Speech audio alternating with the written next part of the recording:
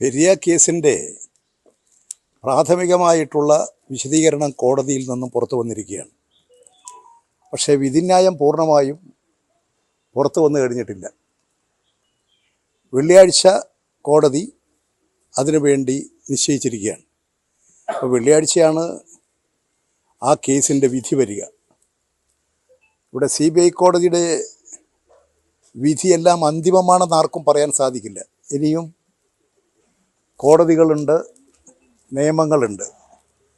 നിയമങ്ങളിൽ ഏതൊരു കുറ്റാരോപിതനും അദ്ദേഹത്തിൻ്റെ നിരപരാധിത്വം തെളിയിക്കാൻ ഇനിയും കോടതികളും നിയമവ്യവസ്ഥകളുമുണ്ട്. അത് ഈ വിധിക്ക് ശേഷം മാത്രമേ അത് സംബന്ധിച്ച് വ്യക്തമായ കാര്യങ്ങൾ പറയാൻ സാധിക്കൂ. പക്ഷേ ഈ കോടതി വിധിയെ അടിസ്ഥാനപ്പെടുത്തിക്കൊണ്ട് പ്രാഥമികമായ നിരീക്ഷണത്തെ വെച്ചുകൊണ്ട് CPM-ന് നേരെ ഇപ്പോൾ കുറേ കോൺഗ്രസിൻ്റെ നേതാക്കൾ ഇറങ്ങി പുറപ്പെട്ടിട്ടുണ്ട്.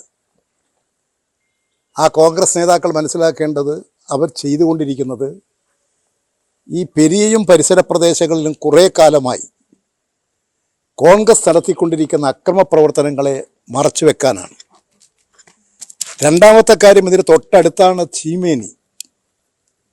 ചീമേനിയിൽ CPM-ൻ്റെ 5 സഖാക്കൾ നേതാക്കൾ അവരെ പാർട്ടി ഓഫീസിനകത്തിട്ട് വെട്ടി നുറുക്കി പെട്രോൾ ഒഴിച്ച് ജീവന് വേണ്ടി കത്തിക്കൊണ്ടിരിക്കുന്ന ശരീരവുമായി പുറത്തേക്ക് ഓടിയവരെ വീണ്ടും വെട്ടി നുറുക്കി തീയിലേക്ക് എറിഞ്ഞ് 5 പേരെ നിഷ്ഠൂരമായി കൊല ചെയ്ത പാർട്ടിയാണ് കോൺഗ്രസ്. അതാണ് കോൺഗ്രസിൻ്റെ അവിടുത്തെ പാരമ്പര്യം. ആ പാരമ്പര്യം കോൺഗ്രസ് ഓർക്കുന്നത് നല്ലതാണ്. കേരളത്തിൻ്റെ ചരിത്രത്തിൽ അത് അപൂർവമായിട്ടുള്ളൊരു സംഭവമാണ്. പിന്നെ 5 പേരെ വെടിവെച്ച് മരണപ്പെട്ടു. ഇപ്പോൾ പുഷ്പനും വേറിട്ടു. 6 പേരെ വെടിവെച്ച് കൊന്ന സംഭവമാണ് കൂത്തുപറമ്പിൽ. തിരുവനന്തപുരത്തും ഇതുപോലെ 2 പേരെ വെട്ടിക്കൊന്ന കേസുണ്ട്, DYFI പ്രവർത്തകന്മാർ. ഈ കൊലപാതകങ്ങളെല്ലാം നടത്തിയും ആളുകളെ നിഷ്ഠൂരമായി കൊല ചെയ്യുകയും ചെയ്തിട്ടുള്ള കോൺഗ്രസിൻ്റെ ഈ പ്രശ്നങ്ങളിൽ എന്ത് ധാർമ്മികതയാണുള്ളത്? CPM ശരിയായ നിലപാട് മാത്രമേ എപ്പോഴും സ്വീകരിക്കാറുള്ളൂ. ഒരിക്കലും ഒരു അക്രമത്തെ പ്രോത്സാഹിപ്പിച്ചിട്ടില്ല, ഒരു കൊലപാതകത്തെയും പ്രോത്സാഹിപ്പിച്ചിട്ടില്ല. CPM-ൻ്റെ നേതാക്കളെയും സഖാക്കളെയും കൊന്ന പാരമ്പര്യം കോൺഗ്രസിനാണ്. അഴീക്കോടൻ രാഘവനെ ചെട്ടിയങ്ങാടി തെരുവിലിട്ട് കുത്തിക്കൊന്നവരാ.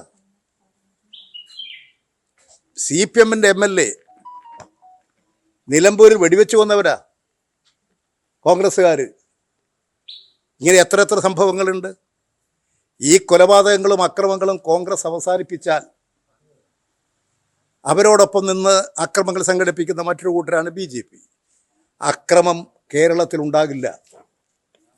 അതുകൊണ്ട് ഈ കേരളത്തിൻ്റെ ചരിത്രമെടുത്താൽ ഈ അക്രമങ്ങളുടെയും കൊലപാതകത്തിൻ്റെയും ആരംഭവും പ്രചരണവും ഇന്നും നടത്തിക്കൊണ്ടിരിക്കുന്നത് കോൺഗ്രസ്സാണ്. ആ കോൺഗ്രസിൻ്റെ ചിലരുടെ ധാർമ്മിക രോഷം അക്രമങ്ങളെ മറച്ചു പിടിക്കാനാണ്. അതുകൊണ്ട് ഇനിയുള്ളത് അടുത്ത വെള്ളിയാഴ്ചയാകുമ്പോഴേക്കും കേസിൻ്റെ പൂർണ്ണ വിധി വരും. അത് സംബന്ധിച്ച് പരിശോധിച്ചുകൊണ്ട് മാത്രമേ അതിൻ്റെ വിശദമായ കാര്യങ്ങൾ പറയാൻ വേണ്ടി സാധിക്കൂ. തീർച്ചയായും ആ കേസിനെ സംബന്ധിച്ച് അതിൻ്റെ ആരംഭകാലഘട്ടം മുതൽ ആ കേസിനെ CPM-നെതിരായി തിരിച്ചുവിടാൻ UDF-ഉം BJP-യും നല്ലതുപോലെ പരിശ്രമിച്ചു. അതിൻ്റെ ഭാഗമായിട്ട് ആ കേസ് CBI അന്വേഷണം നടത്തണം, CBI ഏറ്റെടുക്കണം എന്ന് പറഞ്ഞുകൊണ്ട് വലിയ ശ്രമങ്ങളാണ് നടത്തിയത്. ഇപ്പോൾ ഒരു കാര്യം വ്യക്തമായിട്ടുണ്ട്. അതിൻ്റെ ഒരു തുടർച്ചയാണ് CPM-ൻ്റെ പ്രധാനപ്പെട്ട 6 നേതാക്കൾ സഖാക്കളെ ആ കേസിൽ ഇപ്പോൾ കുറ്റക്കാരാണെന്ന് പറഞ്ഞിട്ടുള്ളത്. ആ കേസിൽ ഇപ്പോൾ കുറ്റക്കാരാണെന്ന് പറഞ്ഞിട്ടുള്ളവരെ കുറിച്ചൊക്കെ ഈ നാട്ടിലെ ജനങ്ങൾക്കറിയാം. ആ ഉദുമ നിയോജക മണ്ഡലത്തിലെ ജനങ്ങൾക്കറിയാം. കാഞ്ഞങ്ങാട്, കാസർഗോഡ് ജില്ലയിലെ പ്രദേശങ്ങളിലുള്ള ജനങ്ങൾക്കറിയാം. CPM-ൻ്റെ MLA ആയിട്ടുള്ള സഖാവ് KV കുഞ്ഞിരാമൻ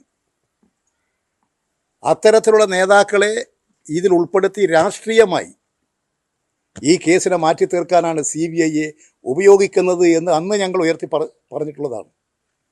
അത് ശരിയാണ് എന്ന് ഒരിക്കൽ കൂടി വ്യക്തമാക്കുന്നതാണ് ഇപ്പോഴത്തെ നിലപാട്. അതുകൊണ്ട് നിയമപരമായ കാര്യങ്ങളെല്ലാം ആലോചിച്ച് പാർട്ടിയുടെ കാസർഗോഡ് ജില്ലാ സെക്രട്ടറി പറഞ്ഞതുപോലെ പാർട്ടിയുടെ നിരപരാധികളായ സഖാക്കളെ സംരക്ഷിക്കുന്നതിന് വേണ്ടിയിട്ടുള്ള നടപടികൾ കോടതിയുടെ മുമ്പാകെ സത്യത്തിനും നീതിക്കും വേണ്ടിയിട്ടുള്ള പോരാട്ടം ശക്തമാക്കും, നടപടി സ്വീകരിക്കും എന്ന് വ്യക്തമാക്കിയിട്ടുണ്ട്. അതായത് CPM കരുതുന്നത് ഇപ്പോഴും ആ തെറ്റ് ചെയ്തിട്ടില്ല, അവർ തെറ്റ് ചെയ്തിട്ടില്ല എന്നതാണ്. കോടതി കണ്ടെത്തിയ കുറ്റക്കാരാണെന്ന് പറഞ്ഞിട്ടുള്ള ആളുകൾ തെറ്റ് ചെയ്തിട്ടില്ല എന്നാണ് CPM. കോടതി കണ്ടെത്തിയത് കൊണ്ട് മാത്രം ഇപ്പോൾ അതിൻ്റെ ഏറ്റവും താഴേക്കിടയിലുള്ളൊരു കോടതിയാണ് ഇപ്പോഴൊരു നിരീക്ഷണം നടത്തിയിട്ടുള്ളത്. അത് അന്തിമ വിധിയല്ല. ഇതിന് മേലെയും കോടതികളുണ്ട്. ആ കോടതികളിൽ ഒരാളുടെ സത്യസന്ധതയും അവരുടെ യാഥാർത്ഥ്യവും ജനങ്ങളുടെ മുമ്പാകെ ബോധ്യപ്പെടുത്താൻ, കോടതിയുടെ മുമ്പാകെ ബോധ്യപ്പെടുത്താൻ, നിരപരാധിത്വം ബോധ്യപ്പെടുത്താൻ ഏതൊരു പൗരനും അവകാശമുണ്ട്. അത് നിയമത്തിൻ്റെ വഴികളിലൂടെ സഞ്ചരിക്കും. നിയമവ്യവസ്ഥയിലൂടെ അത് കോടതിയുടെ മുമ്പാകെ തെളിയിക്കാൻ അതിന് ബന്ധപ്പെട്ടവരെല്ലാം പരിശ്രമിക്കും. കുഞ്ഞിരാമനടക്കം നിരപരാധിയാണ് എന്ന് തന്നെ. കുഞ്ഞിരാമൻ നിരപരാധിയാണ്. ഞാൻ മാത്രമല്ല, ഈ ആക്ഷേപം ഉന്നയിക്കുന്നവർക്കും അറിയാം കുഞ്ഞിരാമൻ നിരപരാധിയാണ്.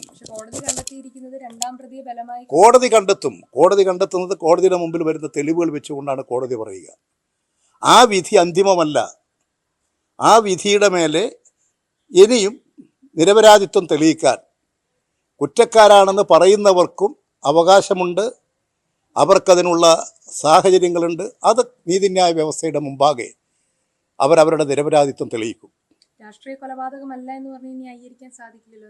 ഇത് രാഷ്ട്രീയ കൊലപാതകത്തിന് രാഷ്ട്രീയമായി ഇതിന് ഉപയോഗിച്ചത് കോൺഗ്രസ്സാണ്. CPM ഒരു അക്രമത്തെയും ഒരിക്കലും പ്രോത്സാഹിപ്പിച്ചിട്ടില്ല. എല്ലാ അക്രമ സംഭവങ്ങളെയും അപലപിച്ചിട്ടുണ്ട്. അതോടൊപ്പം ഇതിനെ രാഷ്ട്രീയമായി കൊണ്ടുവന്ന് CPMന് നേരെ ആയുധമാക്കിയത് കോൺഗ്രസ്സാണ്. ആ കേസിൽ വാദിച്ച ഒരു വക്കീലിനെ പോലും അവർ വെറുതെ വിടുന്നില്ല. അദ്ദേഹത്തിൻ്റെ തൊഴിലിൻ്റെ ഭാഗമാണ് കോടതിയിൽ വാദിക്കുക എന്നുള്ളത്. കോൺഗ്രസിൻ്റെ ഉന്നതനായ നേതാവാണ് കപിൽ സിബൽ. അദ്ദേഹം ഏതെല്ലാം കേസിൽ എവിടെയൊക്കെ പോയി വാദിക്കുന്നുണ്ട്. അതൊരു നീതിന്യായ പീഠത്തോട് തന്നെ കാണിക്കുന്ന തികച്ചും തെറ്റായിട്ടുള്ളൊരു നിലപാടാണ് ഈ കോടതിയുടെ മുമ്പാകെ വന്ന വക്കീലിനെ ആക്ഷേപിക്കുക എന്നുള്ളത്. തികച്ചും കോൺഗ്രസ് ചെയ്യുന്നത് തെറ്റായിട്ടുള്ള നിലപാടാണ്. അതുപോലെ ഈ ആത്മകഥാ വിവാദത്തിൽ ഇപ്പം DC ബുക്സിൽ നിന്ന് തന്നെയാണ് അത് ചോർന്നത് എന്നുള്ള വാർത്തയാണ്. അതെനിക്കറിയാലോ.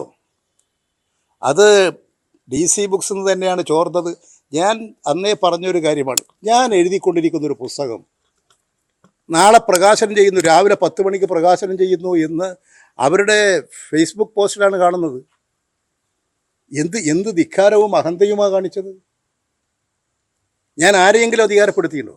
എൻ്റെ പുസ്തകത്തിൻ്റെ പ്രകാശനം 10:30 മണിക്കെന്ന് പറഞ്ഞിട്ട് DC ബുക്സിൻ്റെ ഫേസ്ബുക്കിൽ വരികയാണ്. അതുകൊണ്ട് തന്നെ അവരൊരാളെ പേര് നടപടി എടുത്തിട്ടുണ്ട്. ഞാൻ പരാതി കൊടുത്തിട്ടുണ്ട്. അത് സംബന്ധിച്ചുള്ള അന്വേഷണം നടക്കുന്നുണ്ട്. കുറ്റവാളികൾക്കെതിരെ ശക്തമായ നടപടി എടുക്കണം എന്നുള്ള നില തന്നെ ഞാൻ സ്വീകരിച്ചിട്ടുണ്ട്. അതിൻ്റെ അന്വേഷണങ്ങളും നടപടികളും ആ വഴിക്കുണ്ടാകും.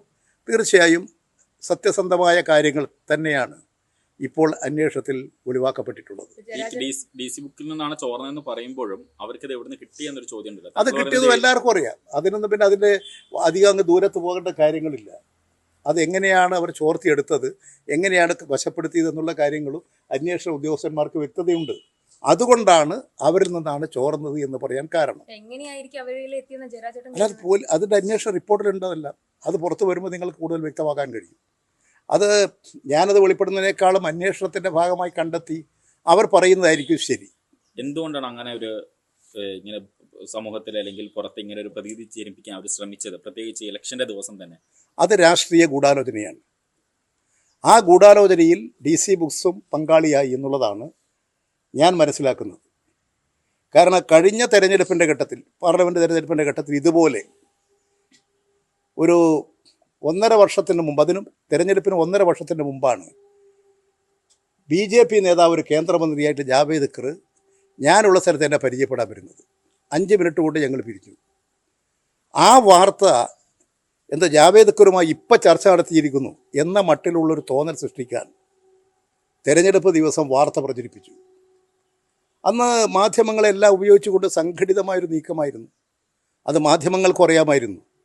ഇത് 1.5 വർഷം മുമ്പ് വന്നൊരു കാര്യമാണ്. പക്ഷേ അതൊരു രാഷ്ട്രീയ ഗൂഢാലോചനയായിരുന്നു. അത് കഴിഞ്ഞ് ഇപ്പോൾ തെരഞ്ഞെടുപ്പ് നമ്മുടെ ഉപതെരഞ്ഞെടുപ്പിൻ്റെ ഘട്ടമാണ്. ആ തെരഞ്ഞെടുപ്പ് ദിവസമാണ് ഇത് പ്രസിദ്ധീകരിക്കുന്നത്.